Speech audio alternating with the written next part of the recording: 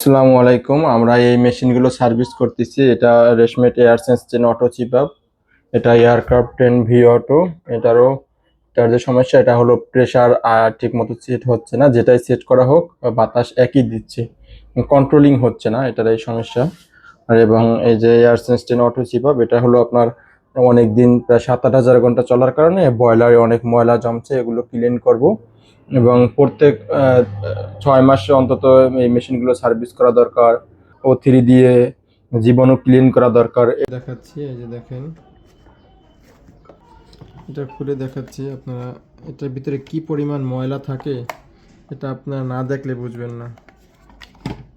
দেখেন ভিতরটা কালো হয়ে গিয়েছে, এখানে দেখা যায় যে ভিতরে কালো হয়ে গিয়েছে।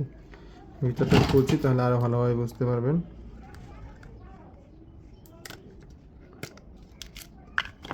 এটা খুলি, এটার ভিতরেই যত ময়লা। আপনারা লাখ টাকা দিয়ে সিপআপ মেশিন কিনেন, কিন্তু এগুলো দেখার সুযোগ হয় না, বিধায় আপনারা এত যত্ন করেন না।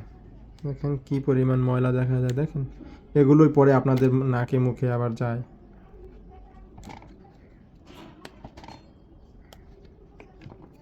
এই যে দেখছেন, এই যে এগুলো সার্ভিসিং করা থাকে, অনেক ময়লা। এটার ভিতরে যে কি পরিমাণ ময়লা, এটা দেখলে বুঝবেন ভিতর থেকে। এটা পুরো কালো হয়ে গিয়েছে, এগুলো সার্ভিসিং করাইতে হয়। এই যে ভিতরে কালো পুরোটা, দেখুন এগুলো আমরা কি সুন্দর ক্লিন করেছি, একদম ক্লিন করে ফেলেছি। এই মোটরটা একদম ক্লিন করে ফেলেছি, একদম এখন ক্লিয়ার দেখাচ্ছে, দেখুন একদম ক্লিন।